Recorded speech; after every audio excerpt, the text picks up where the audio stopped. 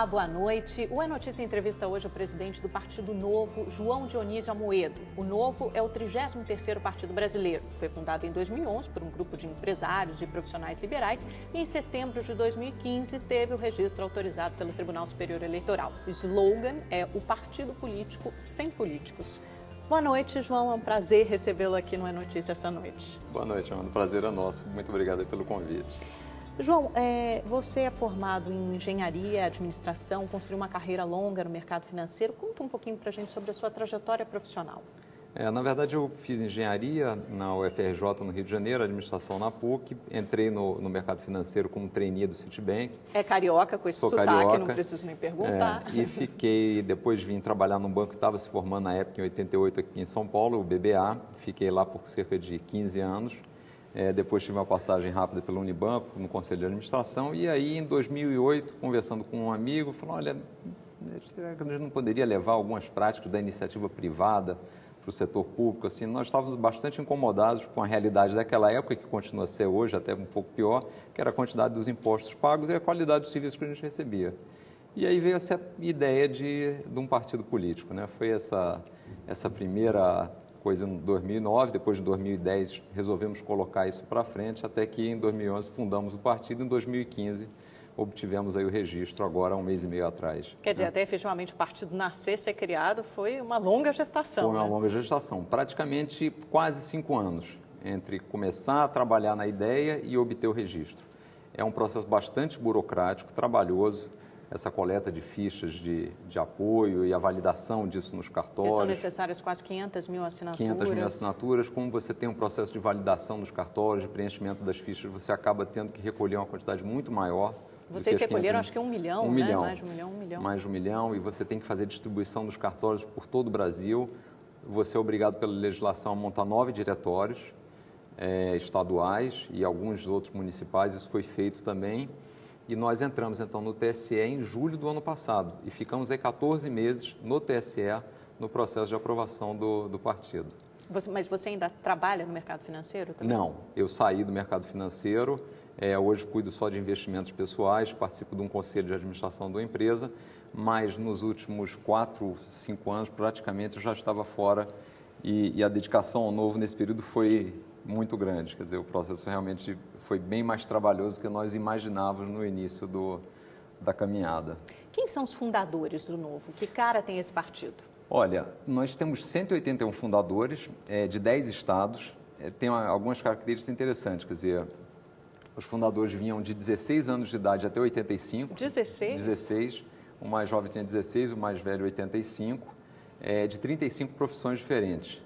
Então, tinha de tudo, tem estudante, administrador, médico, contador, dentista, pintor, tem uma lá que é música, engenheiro. Mas a maior parte é o que? É do mercado financeiro? São seus colegas, seus amigos? Na verdade, não foram amigos. Como é que foi o processo? Em 2010, quando nós decidimos colocar esse projeto para frente, nós fizemos 3 reuniões, 2 aqui em São Paulo e 1 no Rio, e chamamos alguns amigos próximos de outros amigos e falamos, olha, entendemos que o Brasil tem um problema de gestão na área pública. Isso só vai mudar se nós trouxermos gente nova para participar do processo. Normalmente e dificilmente você consegue fazer essas mudanças se não for através das instituições. Então, o caminho para trazer novas lideranças é a via política, e para isso tem que ter um partido. Então, a proposta era, vamos fazer um partido do zero, atrair gente nova com outras propostas na verdade, de reduzir a atuação do Estado para que ela se concentre nas áreas principais. E aí apresentamos isso para um grupo aí de 200 pessoas, amigos e conhecidos, e falou, olha, se vocês estiverem com disposição para entrar conosco nesta aventura, vamos tocar esse negócio em frente. Sempre com a ideia de reunir o grupo de pessoas em torno de 10 e não ter um salvador da pátria, isso era uma premissa importante. E a outra que a gente sabia que era um projeto de longo prazo. Olha, vamos fazer a coisa devagar, vamos fazer uma coisa muito pensando no longo prazo e estruturar o partido como uma instituição. Então, ou seja, tem que estar afim, comprometido mesmo, né? Porque sabe que é um processo longo. É um processo longo, porque vamos dizer, a pouca interesse pela política, e mais do que isso, quer dizer, a própria restrição a participar da política é uma coisa que é a primeira batalha que nós temos que vencer. né? Quer dizer, mostrar às pessoas que elas precisam participar, que só aí as mudanças acontecem. E aí trazer uma mensagem diferente, que é a proposta do Novo, né? Então, nós fizemos isso, desses 200 pessoas iniciais, 180 resolveram aceitaram o desafio de serem fundadores do Novo, e aí fizemos a fundação lá no início de 2011. Tiveram uma aprovação grande, então, logo na largada. Agora, quais são as ideias? Você falou muito nas ideias, nas propostas, o partido tem um nome sugestivo, Novo. Como vocês pretendem inovar? Eu acho que alguns pontos, né? A primeira coisa foi a origem.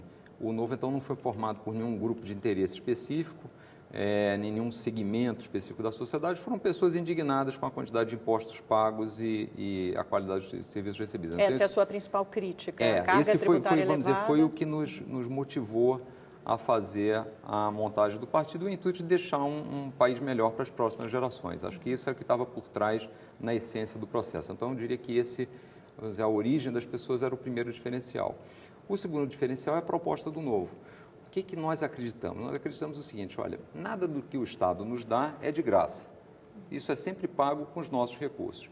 E aí vem a segunda colocação: será que nós não somos melhores gestores do que o Estado em várias áreas que ele tem atuado?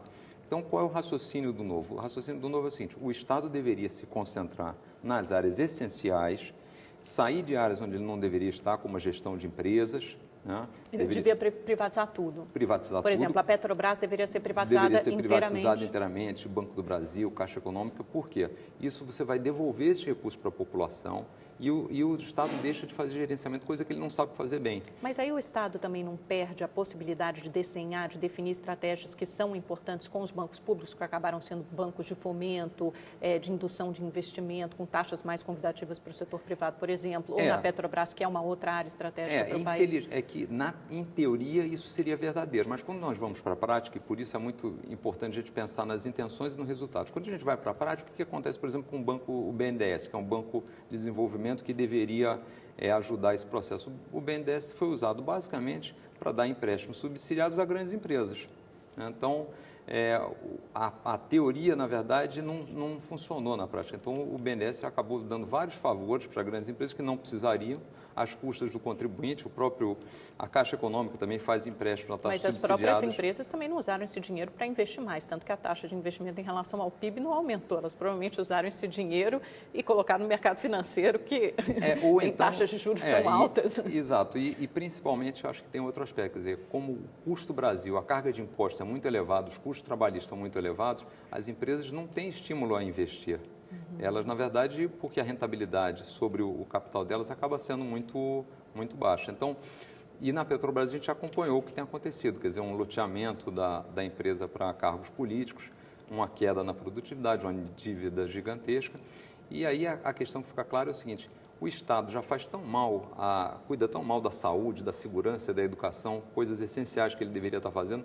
Não seria melhor ele deixar de fazer gestão dessas outras empresas, se dedicar a isso? É aquilo que a gente sempre fala, quer dizer, qualquer um de nós se propõe a fazer muita coisa, você acaba não fazendo nada bem feito. Esses são os 3 pilares em que o Estado deveria atuar, na sua opinião. Exato. Saúde, educação e segurança. Educação básica, saúde e segurança. Acho que essas 3 áreas são as áreas demandadas pela população e essenciais, onde o Estado deveria estar presente, atuando de uma forma mais adequada. Quando o senhor fala em educação básica, educação e ensino superior, não. Então, por exemplo, universidades federais, universidades públicas. De novo, é uma questão de alocação de recursos. Como a gente está vendo, o Estado tem pouca capacidade de gestão e de recursos, faz muito mais sentido. Mas são as melhores universidades, as públicas, né? São as melhores, mas também há custos muito elevados. Então, e o que acontece? Como a educação básica é muito ruim, a gente tem um problema que é o seguinte, quer dizer, quem consegue chegar na universidade gratuita, que é a melhor, é aquele que conseguiu pagar o ensino básico. E conseguiria pagar uma universidade também. E que conseguiria, consequentemente, pagar a universidade. Então, nós temos um desenho que é muito ruim, onde os mais pobres estão pagando a universidade através de impostos para aqueles que poderiam pagá-las. E eles, como têm um ensino básico muito ruim, não conseguem avançar, acabam indo para as universidades pagas. Então, o ideal, o racional nos parece o seguinte: vamos diminuir a alocação de recursos na nível superior e trazer uma educação básica e fundamental de qualidade, para que você dê a mesma oportunidade para todo mundo. Agora, né? João, uma pergunta. Já não há partidos como o PSDB ou o DEM que têm esse viés, essa visão mais liberal? Eu entendo que não. Nenhum deles defende privatização de todas as empresas que a gente falou aqui. O PSDB, ao fazer privatizações, o fez, no meu entender, muito mais por uma questão de recurso, a necessidade na época, do que por uma questão ideológica. Então, eu não vejo essa mesma linha de ação e, principalmente, essa questão que nós falamos muito no Novo é o seguinte: nós queremos chegar ao poder para devolver poder para as pessoas. Quer dizer, é uma lógica diferente do que você tem na política. Hoje, a gente vê isso, essa briga por ministérios, é sempre uma briga entre partidos para quem vai ter mais poder. E o nosso raciocínio é o seguinte: olha, quem tem que fazer as coisas é a pessoa. Ela é a melhor gestora da vida dela, ela sabe o que ela está precisando, ela sabe aplicar melhor o recurso dela. Quando ela aplica o recurso dela, não tem corrupção. Mas não acaba sendo um pouco simplista, um pouco idealista essa visão de que o Estado tem que se comportar, tem que ser tratado como uma empresa? Porque a empresa, ela visa o lucro. Já o Estado tem que lidar com uma série de interesses, de grupos de sociedade que exercem uma pressão muito grande e precisa delinear, definir estratégias, até de crescimento, de desenvolvimento para o país. Não, perfeito. Não, eu acho que o Estado não precisa ser tratado como uma empresa. Ele pode ter parâmetros para melhorar a sua gestão. Então, na saúde, você pode implementar parâmetros de eficiência, de transparência, de meritocracia, na saúde, na educação. Isso tudo melhoraria a gestão do Estado. Agora, o principal, que acho que você falou um ponto importante, que é o seguinte: o Estado normalmente sofre a influência de minorias, e normalmente são minorias que são mais poderosas. Então, se o Estado tem um tamanho muito grande, o que prevalece é o interesse dessas minorias e não da grande camada da população. Então, se o Mas Estado... as minorias, por exemplo, os grupos indígenas, agora que é uma grande questão, como será demarcada as terras desses indígenas, não é legítimo que essas minorias exerçam poder justamente para que elas não sejam massacradas pela maioria? Porque a maioria tem maior poder, porque são maioria, né, como diz o nome. O problema é que normalmente o que acontece é o seguinte: as minorias se organizam e defendem o seu interesse. E a maioria, como é muito dispersa, ela acaba não tendo interlocutor para defender. Então, no fundo, uma coisa que a gente é muito contra no Novo são benefícios. As pessoas deveriam ser tratadas iguais. Por que um determinado grupo tem benefício? Por que tem um sistema de cotas? Quer dizer, as pessoas não devem ser diferenciadas. Mas porque talvez esse grupo tenha tido justamente menos oportunidades, ou porque seja um país muito desigual. Não. Por exemplo, as minorias, as cotas em universidades, você é contra cotas para negros contra. ou cotas Claro, para claro. indígenas? Porque, de novo, nós temos que melhorar a educação básica dessas pessoas, para elas terem as mesmas oportunidades. Senão, nós vamos ficar sempre nesse ciclo, assim, olha, vamos assumir que essas pessoas têm Mas não uma é uma deficiência... tentativa de uma correção de uma injustiça social que prevaleceu durante muitos anos, em muitos casos ainda prevalece, quer dizer, essas pessoas tiveram menos acesso à renda, oportunidade. Mas então vamos melhorar isso. Agora, você criar cotas e privilegiar alguns sobre alguma justificativa não me parece adequado. Quer dizer, as pessoas são iguais, elas têm que ter o resultado do seu mérito, do seu trabalho. Vamos dar oportunidade para as pessoas para empreenderem, para crescerem, para trabalharem, mas não começar a criar. E a gente sabe que essas coisas, ao serem criadas, se perpetuam. Então, você acaba criando, mesmo na sociedade, que eu acho que é uma coisa que nós temos muito hoje, essa briga do nós e eles, porque você começa a criar benefícios para um lado e a conta é paga pelo outro. Então, você cria um clima de conflito que não é bom para a sociedade. Onde se situa o Novo no espectro ideológico? É um partido de direita? Olha, eu não gosto muito desse termo de direita, porque se você perguntar para 10 pessoas o que significa direita, você vai ter 10 definições diferentes. Então, ou do liberalismo também. Então, nós preferimos dizer o seguinte: olha, no que a gente acredita? Quais são 3 ou 4 valores importantes para o Novo, e a gente deixa a critério de cada um definir se aquilo é de direita, se aquilo é liberal, se aquilo é conservador, seja lá o que for. Então, o que são esses 3 ou 4? Quer dizer, primeiro, é uma crença de que o indivíduo é o agente de mudanças. Ele deve ter liberdade, com responsabilidade, porque ele é o principal agente de mudanças. São as pessoas que geram riqueza, não é o Estado. É as pessoas com seu trabalho que geram riqueza. E nada que o Estado nos oferece, nos dá é gratuito. É tudo que vem dos nossos impostos. Então, acho que... São valores liberais, né? São valores liberais. Se fosse situar no espectro ideológico, ficaria à direita do PSDB e do DEM, são valores provavelmente. liberais. E uma quarta coisa é o seguinte: nós acreditamos no livre mercado, onde as pessoas podem fazer trocas voluntárias. Esse é o sistema onde cada um vai ter maior benefício. Então, acho que esses valores certamente colocam o Novo como um partido que você poderia dizer com um viés liberal. Agora, João, com o Novo foi o 33º partido brasileiro. Do ponto de vista de gestão, isso é eficiente? Olha, vamos pensar o seguinte: existem muitos partidos, hoje são 35, na verdade, eu concordo Porque com teve você. a Rede. Exato. E depois ainda teve mais um? Exato. Agora, vamos pensar o seguinte: a quantidade de deputados, de municípios, de vereadores, de prefeitos, continua rigorosamente o mesmo. Então, a quantidade de partidos não faz aumentar a quantidade de políticos. E se a gente parar para pensar, porque eu acho que os partidos, a quantidade de partidos não é um problema, é só um sintoma do problema. A gente nunca parou para dizer assim, bom, mas existem muitas montadoras, existem muitos restaurantes, existem muitas padarias, ninguém reclama disso. Mas você acha que o sistema político funciona adequadamente hoje no Congresso? Quando você vê 28 partidos que têm deputados eleitos no Congresso, funciona adequadamente? Ele não funciona, mas não é pela quantidade de partidos. Né? Primeiro, acho que tem um grande número de partidos porque os partidos recebem privilégios. Os partidos recebem fundo partidário. Então não são partidos ideológicos, não são todos partidos ideológicos, são agrupamentos de interesse? Eu acho que a grande maioria deles não tem ideologia. Não é à toa que mais de 70% das pessoas em pesquisa recente se diz que não se sente representado por nenhum dos partidos. Recentemente saiu essa semana uma nova pesquisa lá sobre alguns candidatos ao governo. A grande maioria deles se situa na faixa de 50% de rejeição. Todos têm um índice de rejeição altíssimo. Altíssimo. Então, a pergunta é o seguinte, primeira coisa que deveria ser feita, acabou, o Novo, por exemplo, é totalmente contra fundo partidário, tempo de televisão gratuito, porque você está usando o dinheiro do pagador de imposto para sustentar partidos com os quais, eventualmente, você discorda totalmente da ideologia. Né? E o problema... Então, como os partidos deveriam se financiar? Com seus filiados, com aqueles que acreditam nas suas ideias. E com financiamento de empresas também, o Supremo Tribunal Federal já decidiu que é contra, que é inconstitucional o financiamento de empresas. Vocês são a favor? Nós somos a favor do financiamento da pessoa física e da pessoa jurídica. Veja bem, o que é uma empresa? Uma empresa é uma reunião de pessoas. Então, imagina que somos 4 aqui, ou 3 ou 4 pessoas, nós podemos fazer uma doação com pessoa física. Na hora que nós 3 ou 4 montamos uma empresa, que a gente quer fazer uma doação pela empresa, não pode, porque o fato de nos tornarmos um CNPJ e não mais um CPF, nos torna alguém que não poderia fazer a doação. Então, as empresas deveriam ter a possibilidade de fazer a doação, assim como as pessoas físicas. Agora, o importante é o seguinte, se houver algum problema de mau uso de recursos públicos, relacionamento da empresa, aí deveria ter uma punição. Mas eu acho que você tirar a liberdade da doação e achar que porque foi a pessoa jurídica e não a física que doou, isso faz muita grande diferença. Quer dizer, imagina uma empresa média que queira doar ou um dono de uma grande empresa na pessoa física. Quer dizer, o fato dele estar doando, ele não está também, eventualmente, atrás de beneficiar a empresa dele? Quer dizer, por que ele agora fazendo a doação como pessoa física vai ser diferente se a intenção for ruim? Não abre uma brecha muito grande para a corrupção? Por exemplo, a gente vê na Lava Jato todo o caso das empreiteiras, que são as maiores doadoras de campanha e que também foram grandes beneficiárias do sistema, receberam muito dinheiro público, né? Receberam muito dinheiro público e fizeram doações, quer dizer, via Petrobras, que era uma empresa pública, né? Receberam recursos da Petrobras, que era uma empresa pública, e voltou isso via doação. Então, eu acho, de novo, a gente está atacando o sintoma e não a causa. Quer dizer, a causa é o quê? No meu entender, a causa é que você não tem uma punição adequada nos casos de corrupção. Então, você quer tirar a liberdade das pessoas porque você não consegue implementar a lei. Então, é melhor dar um remédio mais amargo, mais forte e deixar a liberdade das pessoas, né?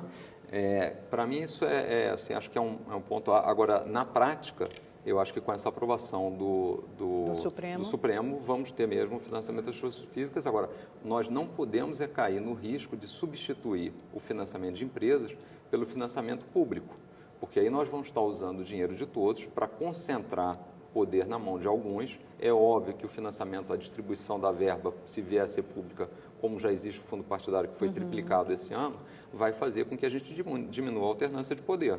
Então, se nós estamos numa democracia onde 70% das pessoas se dizem não representadas pelos partidos atuais, e a gente vai entrar num sistema que vai fazer com que esses partidos ainda se perpetuem mais no poder, eu acho que é muito ruim para a nossa democracia. Você acha que criaria uma nova injustiça aí? De novo, não faz sentido usar dinheiro das pessoas para dar para partidos que eles não defendem aquelas ideologias, não acreditam. Quer dizer, isso, inclusive, contribuiria para a redução do número de partidos, se cada um tivesse a responsabilidade de financiar com os seus apoiadores, seus filiados. João, o Novo começou com o slogan o partido político sem políticos. Que nasce sem políticos. Que nasce sem políticos, né? Não é que não permita a entrada de políticos, já vou te perguntar sobre isso. Isso por si só não é uma negação da política, que é a forma mais adequada de mediar os conflitos na sociedade? Nós não temos dúvida que o caminho é pelas instituições e que o partido político, foi a nossa conclusão, era a ferramenta necessária para fazer as mudanças que nós gostaríamos. Então, nós não temos nada contra, inclusive, o maior desafio é trazer pessoas novas para a política. O que a gente quis só pontuar é que o Novo, no nascimento, tinha uma grande diferenciação em relação a todos os outros partidos existentes, ou pelo menos a grande maioria deles. Normalmente, a grande maioria dos partidos no Brasil, recentemente, foram dissidências de outros partidos, onde alguém que não estava satisfeito naquele partido saiu e montou um partido. Então, o Novo, ao colocar que nasce em político, estava só mostrando que tinha esse diferencial na largada. Mas, obviamente, teremos políticos. O diferencial que existe no Novo em relação aos demais partidos é o seguinte: o nosso estatuto, que é uma das características que diferencia o Novo também, ele prevê que quem for membro do diretório não pode ter cargo eletivo. Diferentemente dos outros partidos, onde várias vezes você tem um presidente do partido ou membros dos diretórios tendo cargos eletivos. Por que a gente fez isso? Basicamente porque a gente entende que o partido tem que fiscalizar, monitorar, selecionar quem vão ser os candidatos. Então, se você tivesse a mesma pessoa ocupando os dois cargos, isso não funcionaria. Então, na prática, quem é do diretório do Novo, os membros do partido não serão políticos. Mas nós teremos os políticos e o principal objetivo do Novo, justamente como eu estava comentando, é trazer novas pessoas que estejam dispostas a... E vocês já têm políticos? Quantos filiados são hoje? Hoje nós temos cerca de 7 mil pedidos de filiação nesse um mês e pouco, aí um mês e 10 dias praticamente. Os filiados do Novo todos fazem uma contribuição mensal, que é a forma do Novo se sustentar, na medida que a gente não pretende usar o fundo partidário. De quanto é essa contribuição? Essa contribuição é um pouquinho mais de R$26, cerca de 26, E quem 25. quiser doar mais, pode doar mais? Quem quiser doar mais, pode doar. A filiação é toda feita online, a doação também. E a gente diz o seguinte: bom, nós estamos aqui para defender as pessoas, para defender o indivíduo. Então, nada mais razoável que a doação ou a forma de sustento do partido venha das pessoas, né? Então, essa é a forma como o partido vai se financiar para manter a sua estrutura. E já há algum vereador, prefeito, deputado filiado? Não, tivemos algumas conversas, tem algum outro vereador que queria migrar, a gente está aí avaliando. De novo, nós não temos nada contra os políticos que estão aí. A única coisa que nós estamos demandando e tem um compromisso de quem migrar para o Novo é o seguinte: as pessoas têm que compartilhar dos mesmos princípios e valores e se comprometer com uma certa atuação. Dentro do Novo, há uma redução da quantidade de assessores, um pouco das verbas, quer dizer, coisas que nós achamos que sejam mais razoáveis com o que deveria estar tendo um mandatário do Novo. Então, quem vier vai ter que assinar esse compromisso de atuação e de gestão pelo Novo. Não é mais difícil crescer sem políticos relevantes entre os filiados? Quer dizer, isso não pode acabar condenando o partido à insignificância? Olha, eu acho que não, e a gente estamos num momento muito oportuno para isso, porque a base toda do crescimento vai ser em cima das ideias e dos conceitos. E nós temos visto isso até na prática já. Muita gente que nos pergunta nas mídias sociais, por exemplo, e acho que isso é um reflexo, responde um pouco dessa sua pergunta.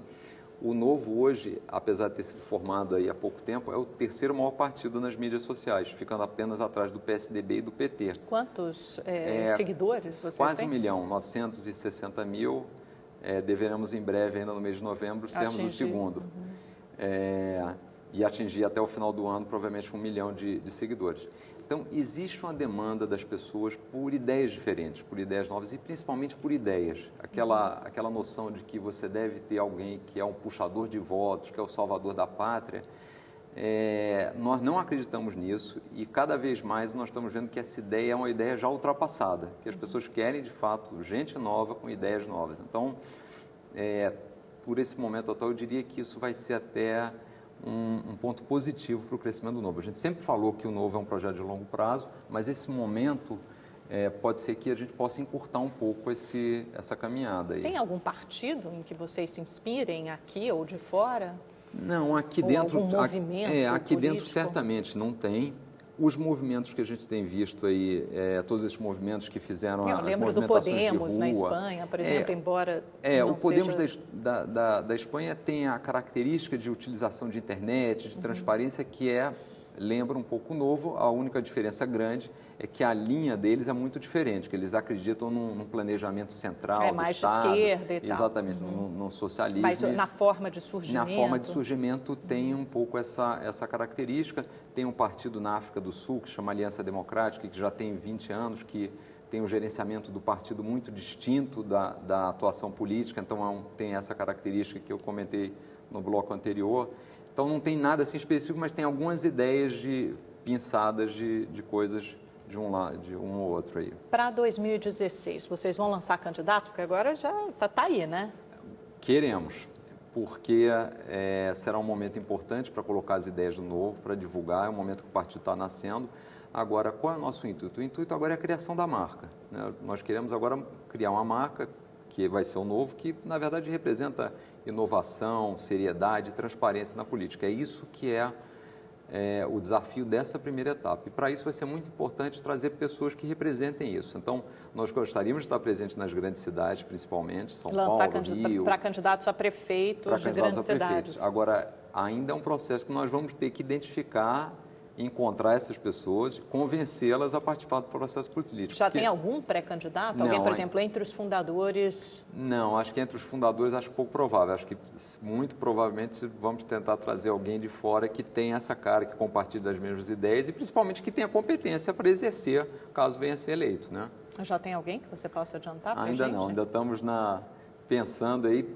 Vamos abordar ainda alguns nomes aí, mas ainda estamos no etapa muito inicial. E você sairá candidato ou vai continuar no diretório? Não, eu vou continuar até porque o diretório, aquilo que eu estava explicando, quem estiver no diretório e quiser ser candidato tem que sair do diretório com pelo menos um ano de antecedência. Então, acho que tem muito trabalho ainda para fazer na estruturação do partido. Então, em 2016, você não sai candidato? Eu não saio candidato, não tem como. Vocês fariam alguma aliança com outros partidos? Por exemplo, nas eleições, vocês cogitam essa possibilidade? Nesse momento, não cogitamos. Basicamente pelo seguinte, porque nós não identificamos nos outros partidos, e por isso também da criação do Novo, nenhum que compartilhe exatamente dessa mesma proposta. Então, não faria sentido no momento inicial, onde a gente está consolidando a marca, está apresentando o Novo, já fazer uma aliança. Quer dizer, o nosso objetivo, de fato, é trazer ideias e trazer pessoas e, vamos dizer, a eleição tem que ser a consequência do processo e não o objetivo final.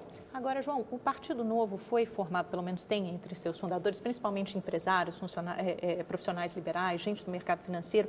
Quer dizer, embora sejam segmentos economicamente importantes da cidade, numericamente talvez eles sejam menos expressivos.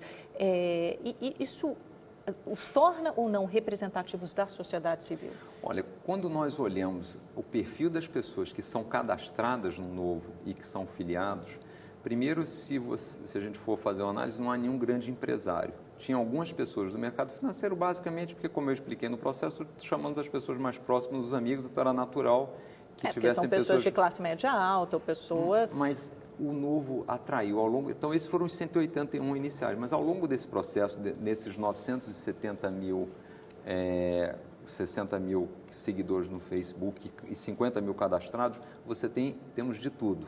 Tem o vigia noturno de Caicó, no Rio Grande do Norte, tem o sujeito que trabalha no Correio aqui em São Paulo, tem um procurador do Rio de Janeiro. Então, tem uma diversidade de pessoas. Acho que a internet dá muito essa possibilidade. E como as pessoas estão vindo pelas ideias e não para um determinado grupo, quer dizer, a diversidade das pessoas no Novo e nas apresentações, a gente faz com frequência apresentações do Novo em várias cidades. E o público realmente é muito diverso. Então, eu acho que é bastante interessante. Não temos essa preocupação. O que você acha dos programas de transferência de renda do governo federal como Bolsa Família? São necessários? Eu acho que o Estado deve ter uma rede de proteção para aquelas pessoas que estão na miséria ou na pobreza extrema. E, nesse sentido, o Bolsa Família é válido pelo seguinte, acho que ele tem duas vantagens. Primeiro, o volume de recursos alocado, o custo dele não é muito alto em comparação com outros programas. E, segundo, acho que a principal vantagem dele é que você dá o dinheiro para a população e deixa ela decidir o que fazer. Qual é a necessidade que ela tem, o que ela compra, diferentemente de quando você tem um serviço onde o Estado faz toda a gestão, né? Que é onde tem a grande ineficiência, quando o Estado faz a gestão de escolas, de hospitais, a gente acompanha esse dia a dia. Então, nesse caso, a pessoa tem o dinheiro e compra na rede privada, onde é melhor achar que faz sentido. Agora, o que tem de ruim no Bolsa Família é que ele deveria ser um programa para a pessoa se tornar um cidadão completo, deixar de depender do Bolsa Família, poder pagar seus impostos. Na verdade, ele se tornou um programa assistencialista, onde você mantém uma grande base da população na miséria e é muito ruim isso, quer dizer, as pessoas ficam dependentes disso. É que o governo argumenta que tem, né, essas portas, eles nem gostam muito desse termo porta de saída, mas é uma maneira fácil de entender, como o Pronatec, por exemplo, que é um programa profissionalizante, ou então a distribuição de cisternas no sertão nordestino, que há portas de saída, né? Mesmo a educação das crianças, na educação básica, elas são obrigadas a ter 85% de comparecimento nas escolas, essas seriam as saídas. Verdade. Agora, quando você olha os números do Bolsa Família, você vê que a saída é muito pequena e tanto é que o governo se vangloria da quantidade de pessoas que, quando está aumentando o programa, né? Eu sempre penso no porque Bolsa... saem pessoas e entram outras, mas entram né? muito mais do que saem. Então, ele sempre se vangloria, a gente viu isso na última eleição, da quantidade de pessoas que estão sendo atendidas, quando, na verdade, o Bolsa Família deve ser encarado como um remédio. E a meta, o objetivo, dizer se vê, se a gente olha, tínhamos 10 milhões sendo atendidos no ano passado, esse ano temos só 8, e ano que vem a nossa meta é ter 6. Então, os sistemas todos acabam não funcionando tendo esse resultado. Você acha que o PT criou uma rede de proteção social ampla demais, com FIES, com Pronatec, com Bolsa Família, o Brasil Sem Miséria, ou está de bom tamanho? É um tamanho adequado para a realidade brasileira? Não, a nossa realidade está mostrando que a rede de proteção, ou o volume de gastos, é inadequado, né? Nós hoje não tivemos um anúncio ontem de 52 bilhões de reais de déficit, a inflação está 10%, o crescimento do país... Mas isso é por causa dos programas sociais ou tem outras razões? Tem várias razões, entre elas programas sociais mal feitos, tem o problema